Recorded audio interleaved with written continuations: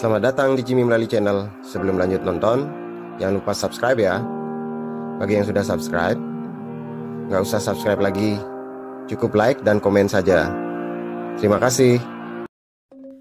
Om Swastiastu, apa kabar Sobat Jimil? Semoga semua dalam keadaan sehat-sehat ya.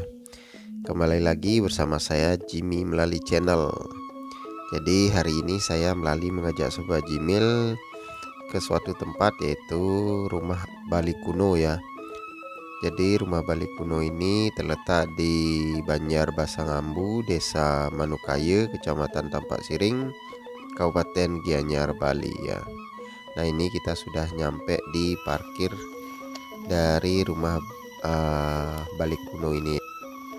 Sobat Jimil, kita sudah berada tepat di pintu pertama menuju rumah Bali kuno ini. Di sini sudah ada pelangnya ya. Rumah Bali kuno jika dibahasa Indonesia kan menjadi rumah Bali kuno. Oke, kita akan menuju ke rumah Bali kuno tersebut dengan menyusuri jalan ini ya. Ini adalah jalan kecil yang dimana di sekelilingnya penuh ditumbuhi atau ditanami pepohonan seperti pohon nangka, pohon kopi, pohon pisang, pohon jambu biji dan lain sebagainya. Jadi ini adalah ciri jalan zaman dahulu penuh dengan pepohonan sehingga menyebabkan kesejukan dan suasana yang adem di sini ya. Nah Sobat Jimil, kita sudah tepat berada di depan angkul-angkul dari rumah Bali kuno ini. Bisa dilihat dari struktur bangunannya sama ya seperti zaman sekarang, namun lebih simpel dan lebih sederhana. Dari sisi bahannya juga berbeda, jadi ini menggunakan paras cetak atau paras bunang kalau istilahnya di sini ya, yang berwarna agak ke krem atau coklat muda ya. Untuk rapnya sendiri ciri khas zaman dulu atau rumah kuno menggunakan atap ambengan atau ilalang. Oke, kita akan masuk menuju rumah Bali kuno atau rumah Bali kuno ini ya. Oke Sobat Jimil, kita masuk. Nah pertama kali yang kita lihat adalah aling-aling. Jadi ini adalah standar pembatas pertama dari rumah Bali kuno. Oke, di sisi kanan kiri terdapat banyak pepohonan maupun tanaman hias, dan ini bisa kita lihat ada beberapa ayam. Jadi filosofi ayam di rumah Bali itu biasanya dipakai pertama untuk penanda waktu. Jadi dari kokokannya berarti itu sudah pagi atau sudah sore ya. Terus dari sisi lain filosofinya yaitu ketika kita memelihara ayam, jadi kita selalu eling atau selalu ingat ke rumah. Jadi rumah meskipun sesibuk apapun kita harus kembali ke rumah karena ada ayam, jadi kita harus memberi makan ayam. Oke. Baik, yang pertama kali kita review adalah dapur. Bisa dilihat dapur ini memiliki dua buah bahan. Yang pertama di bagian bawahnya berbahan dasar dari paras bunang dan bagian atasnya adalah bedeg bambu ya. Jadi anyaman bedeg bambu zaman dahulu besar-besar seperti ini ya Sobat Jimil. Dan untuk bagian atapnya sendiri menggunakan atap ambengan atau ilalang. Nah pada dinding depan ini bisa dilihat terdapat berbagai macam atau berbagai jenis peralatan pertanian maupun peternakan. Nah ini bagian atapnya bisa kita lihat ciri khas zaman dulu yaitu menggunakan atap ambengan atau ilalang. Oke, selanjutnya kita akan masuk menuju ke areal dapur. Nah bisa dilihat Sobat Jimil, situasi dan kondisi di dapur seperti ini. Terdapat satu buah dipan untuk istirahat bisa sambil memasak ya. Nah ini bisa dilihat dari sisi dalamnya ada ventilasi ataupun sinar yang masuk karena bagian dinding atasnya menggunakan bahan dasar dari bedeg ya. Nah ini ada perapian atau cangkang pohon yang aktif ya, dipergunakan untuk memasak. Bagian atasnya seperti biasa ditempatkan kayu bakar ya untuk nanti sebagai cadangan masak selanjutnya. Nah untuk bagian atapnya seperti ini Sobat Jimil. Dan bagian rangka dari dapur atau pohon ini menggunakan rangka yang berbahan dasar dari kayu pohon nangka kalau tidak salah. Jadi zaman dahulu memanfaatkan hasil kebun untuk mendirikan bangunan atau mendirikan dapur ya. Nah ini untuk pintunya menggunakan pintu sliding ya. Jadi zaman dahulu sudah ada konsep sliding, kombinasi antara kayu dan bambu yang dirakit secara sederhana sehingga berfungsi untuk membuka ataupun menutup dari dapur atau pohon ini. Nah ini sudah saya coba pintu sliding zaman dahulu ya, yang sederhana namun fungsional. Oke, pintunya berbahan dasar dari bambu juga ya, semuanya dari anyaman bambu, jadi sangat sederhana dan simpel sekali. Nah ini bisa kita lihat, ini adalah struktur bagian bawahnya menggunakan bahan dasar dari paras cetak atau paras bunang kalau istilahnya di sini ya. Selanjutnya kita menuju ke arah utara. Nah di sini ditempatkan amben atau tempat khusus untuk mengolah kopi ya, hasil dari perkebunan. Jadi ini adalah menggunakan konsep lama dengan kayu bakar dan ditumbuk dengan tradisional pula, jadi sehingga bisa menghasilkan sebuah kopi yang memiliki cita rasa tersendiri ya. Jadi di sini menyediakan berbagai jenis olahan kopi yang tentunya memiliki ciri khas masing-masing. Jadi ada penikmat kopi yang bisa menikmati ciri khas dari beberapa jenis kopi. Oke, selanjutnya kita menuju ke arah bangunan sedan karang. Jadi posisinya seperti ini, sangat sederhana sekali, dimana sedan karang ini berbahan dasar dari paras gunang juga yang dengan ukuran kecil maupun ukuran besar. Selanjutnya kita menuju ke balai dauh. Nah balai dauh atau balai loji ini bisa kita lihat konsepnya sangat sederhana sekali, terdiri dari 4 buah tiang atau sake ya. Dan ini bagian depannya berbahan dasar dari paras bunang kombinasi dengan bedeg pada sisi kanan kirinya, bedeg bambu ya. Nah untuk bagian atasnya bisa kita lihat menggunakan bahan dasar dari atap atau menggunakan atap ambengan atau ilalang ya, yang dirajut dengan tali duk. Dan ini Sobat Jimil, jika kita memandang dari balai loji balai dauh ini bisa memandang ke semua area dari rumah balai kuno ini ya. Jadi konsepnya orang zaman dahulu sangat terbuka, jadi semua sudut pandang terakses atau terintegrasi. Nah untuk bagian bataran maupun dindingnya yang bagian samping dari balai dauh ini menggunakan paras bunang dengan ukuran kecil dan besar, dan pada sisi tengahnya kombinasi dengan bedeg Bali ya.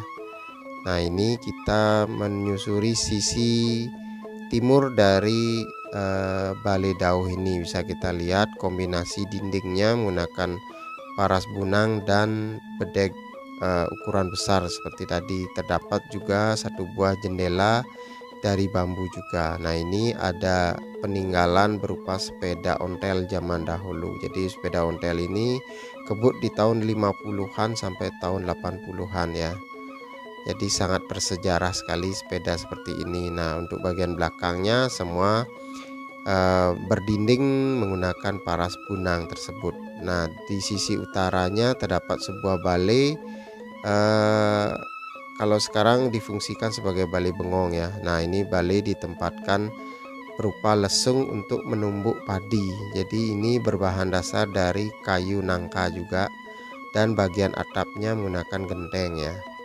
Oke, selanjutnya kita menuju balai dangin. Nah balai dangin ini menggunakan konsep sake 6 yang konsepnya sake 6 ini adalah balai dangin dengan ukuran terkecil dan paling sederhana.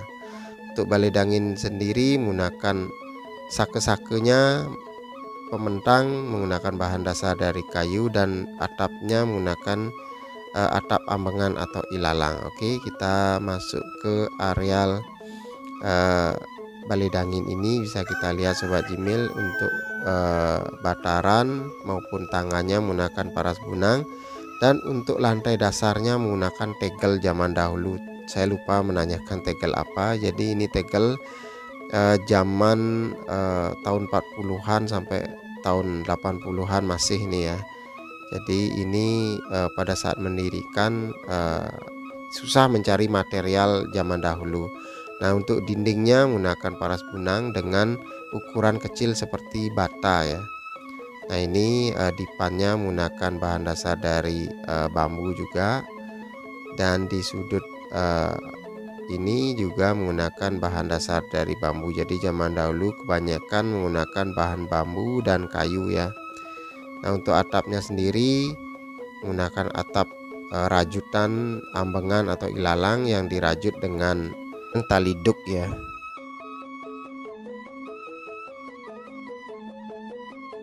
Nah, Sobat Jimil, sudut pandang dari balai dangin ini sangat luas. Jadi konsepnya semua balai ini terintegrasi ya. Kita bisa memandang balai manapun yang ada di areal rumah Bali ini, rumah Bali kuno ini. Dan yang menjadi nilai plus ada area terbuka hijau yang dipenuhi dengan berbagai jenis tanaman dan tumbuhan yang berfungsi untuk menetralisir udara maupun menetralisir cahaya, jadi tidak terlalu panas jadinya. Oke, di sini pula bisa kita mengamati bagaimana kearifan lokal zaman dahulu yang penuh dengan cahaya maupun pepohonan. Oke, selanjutnya kita mereview Balai Daje atau Balai Gedong. Nah, ini ditempatkan beberapa 2 buah ayam ya di sini untuk mempercantik atau membuat suasana lebih ramai ya. Nah, untuk bagian atap dari Balai Daje atau gedong ini menggunakan atap ambengan ataupun ilalang ya. Nah, Sobat Jimil bisa lihat di bagian bataran, dinding bataran maupun tangganya menggunakan paras gunang dengan ukuran kecil dan ukuran besar ya, yang disusun sedemikian rupa sehingga menjadi struktur pondasi yang sangat bagus dan sangat kokoh. Nah, untuk tegelnya sendiri menggunakan tegel zaman dahulu juga, sama dengan di Balai Dauh maupun Balai Dangin. Untuk sakenya menggunakan saku pat dengan bahan dasar dari kayu ya. Nah, pintu utama dari Balai Gedong atau Balai Daje ini menggunakan pintu sederhana tanpa ukiran, dan pada dindingnya kombinasi antara paras bunang dan bedeg ya. Dan di sisi kanan kiri ditempatkan masing-masing 1 buah jendela dengan bahan dasar dari bambu yang disusun vertikal. Jadi ini sangat kuno sekali konsepnya zaman dahulu, namun bisa menghasilkan atau memasukkan udara yang segar untuk menetralisir ruangan di bagian dalam. Nah, ini di sisi kanan kiri ditempatkan rindik ya. Jadi rindik ini berbahan dasar dari bambu yang berfungsi untuk sebagai hiburan. Jadi hiburan dikala orang tua zaman dahulu rileks atau bersantai menikmati masa istirahatnya. Nah, di bagian dinding samping dari Balai Daje ataupun gedong ini semua full dinding menggunakan dinding paras bunang. Berbeda dengan halnya di bagian dinding pada Balai Dauh tadi, kombinasi antara paras bunang dan bedeg ya.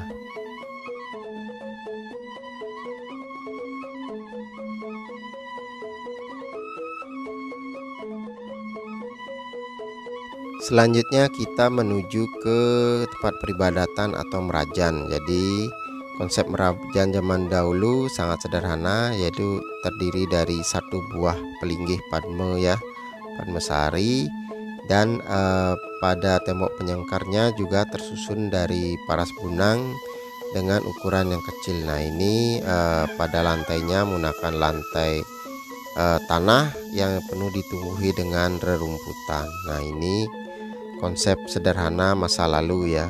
Jadi ini menjadi sebuah pembelajaran atau edukasi bagi kita bagaimana kesederhanaan dan suasana yang bersahaja di rumah adat Bali. Jadi melihat dari suasana seperti ini, sepertinya zaman dahulu sangat tentram sekali ya. dan pola pikir orang tua zaman dahulu sederhana, bertani ataupun berkebun untuk memenuhi kebutuhan rumah tangga tanpa ada, artinya meminimalisir konflik ya. Oke, itu tadi kita sudah mereview bagian rumah adat Bali, namun di sini ada sisi plusnya. Jadi rumah Bali kuno ini menyediakan beberapa tempat santai untuk menikmati kopi ya. Jadi ini adalah rumah Bali kuno ini merupakan produsen kopi tradisional yang menjadi brandnya untuk menarik wisatawan untuk menikmati kopi tradisional buatan Bali ya.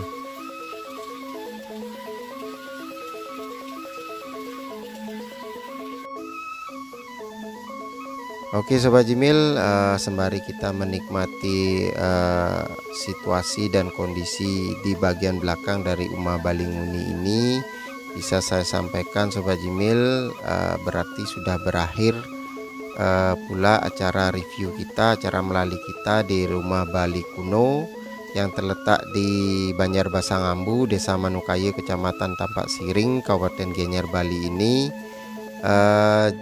Jangan lupa dukung terus channel saya Jimny melalui channel subscribe bagi yang belum subscribe. Bagi Sobat Jimil yang sudah subscribe, cukup like, comment, and share ya. Mudah-mudahan video ini bisa bermanfaat dan menginspirasi Sobat Jimil. Atas perhatiannya telah menyimak atau mengikuti video ini sampai akhir, saya ucapkan banyak terima kasih. Dan akhir kata saya ucapkan Om Santi Santi Santi Om.